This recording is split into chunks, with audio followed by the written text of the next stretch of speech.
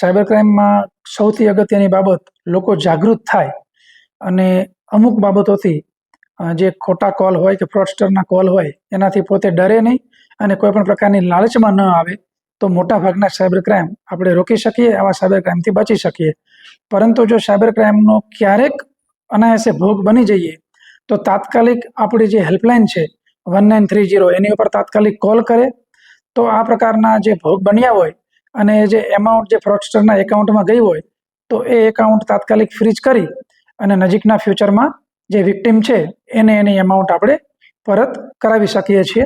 અને ગુજરાત રાજ્યમાં ગુજરાત પોલીસ દ્વારા આ પ્રકારની ઘણી જે ફ્રોડસ્ટરના એકાઉન્ટમાં પૈસા ગયેલા હોય એ ફ્રીઝ કરી અને વિક્ટિમને ઘણા બધા પરત અપાવેલા છે. એ જ રીતે ખેડા જિલ્લાની પોલીસની કામગીરી પણ આ બાબતમાં ખૂબ જ અસરકારક રહી છે.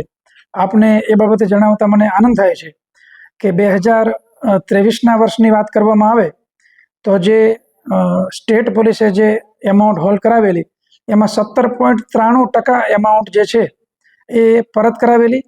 અને એમાં પણ 2024ની વાત કરીએ તો સમગ્ર સ્ટેટ પોલીસ સક્રિય થઈ અને આ પ્રકારના જે ફ્રોડસ્ટરે જે એમાઉન્ટ સાદા નાગરિકો પાસેથી, નિર્દોષ નાગરિકો પાસેથી જે ખોટી પદ્ધતિથી મેળવેલી હોય એવી 46.42% એમાઉન્ટ ખૂબ જ ઓછા સમયની અંદર વિક્ટિમના ખાતામાં પરત કરાવવામાં આવેલ છે.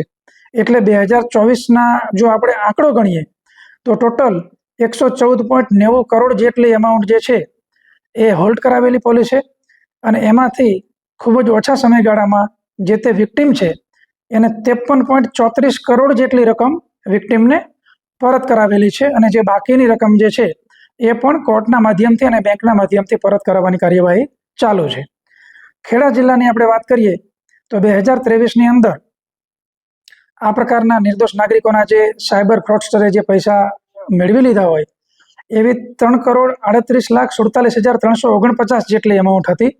એ પૈકી આપણે 65,51,746 રૂપિયાની એમાઉન્ટ ખૂબ જ ઓછા સમયની અંદર રિફંડ કરાવેલી. અને 2024ની જૂન મહિના સુધીની વાત કરીએ તો 2,49,49,102 રૂપિયા આપણે ફ્રોડસ્ટરના જે એકાઉન્ટ હોય એમાં ફ્રીજ કરાવેલા છે. અને અત્યાર સુધીમાં 6 મહિનાની અંદર જ ટોટલ 84,41,901 રૂપિયા આપણે જે વિક્ટિમ છે, જે નાગરિકો છે એના ખાતામાં પરત કરાવેલા છે. બીજી અમુક ફરિયાદો એ પ્રકારની મળતી હોય છે કે જેની અંદર કોઈ નાગરિક આવે કે મારું એકાઉન્ટ એન કેન કારણથી ફ્રીજ થઈ ગયું છે, મને ખબર પણ નથી.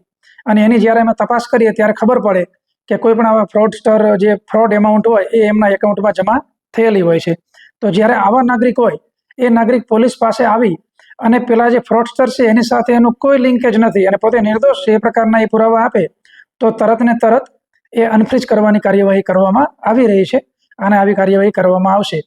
એ સિવાય માનનીય ડીજીપી સાહેબ દ્વારા એ પણ નિર્ણય કરવામાં આવેલ છે કે આ પ્રકારના જે કોઈ એકાઉન્ટ હોય કે જે વ્યક્તિ છે એની અંદર ફ્રોડસ્ટર દ્વારા કોઈ એમાઉન્ટ જમા પણ થઈ પરંતુ એ એકાઉન્ટ જે છે એ કોઈ વ્યાપારી છે, કોઈ નાગરિક છે કે પોતાના રેગ્યુલર જીવનની અંદર વાપરે છે તો જે ફ્રોડની એમાઉન્ટ છે એટલી જ ફ્રીજ કરી અને બાકીની એમાઉન્ટ એ વાપરી શકે એ પ્રકારની પણ જોગવાઈઓ કરવામાં આવેલી છે. અને એ બાબતમાં પણ પોલીસ સક્રિય રહી અને કામગીરી કરશે.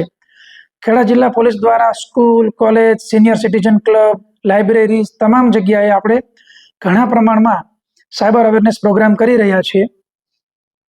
તો તમામ લોકોને ખાસ આ અપીલ છે અને વિનંતી છે કે આ પ્રકારના કોલ આવે તો તરત ને તરત પોલીસનું ધ્યાન દોરે. સહેજ પણ શંકાસ્પદ કોલ લાગે તો એમાં જવાબ આપવાનું ટાળે. બેંક કે આરબીઆઈ માન્ય જે સંસ્થા હોય એ ક્યારેય ઓટીપી કે તમારી જે ગુપ્ત માહિતી હોય એ ક્યારેય ફોન પર માગતી નથી. તો આ પ્રકારની કોઈ પણ લાલચમાં આવવું નહીં. ક્યારેય લોટરી કે કોઈ પણ પ્રકારની અસંખ્ય પ્રકારની લાલચની એમો છે સાયબર ક્રિમિનલ્સની, તો કોઈ પણ પ્રકારની લાલચમાં ન આવવું. અન્ય એ લોકોની એમો એવી છે કોઈ પણ પ્રકારને તમને ડરમાં મૂકવામાં આવે પોલીસ દ્વારા કે કોઈ પણ એન્ફોર્સમેન્ટ એજન્સીના નામથી અથવા તો કોઈ પણ પ્રકારના જે ઇન્સ્ટિટ્યુશન્સ છે એના નામથી, આઈટી છે કે કોઈ પણ સેન્ટ્રલ લેવલની એજન્સીના નામથી પણ હમણાં ઘણી બધી એમો એવી છે કે વ્યક્તિને ડરમાં મૂકી દેવામાં આવે છે અને પછી એની પાસેથી પૈસા પડાવવામાં આવે છે. તો આ પ્રકારના કોઈ પણ ડરમાં આવવાની જરૂર નથી.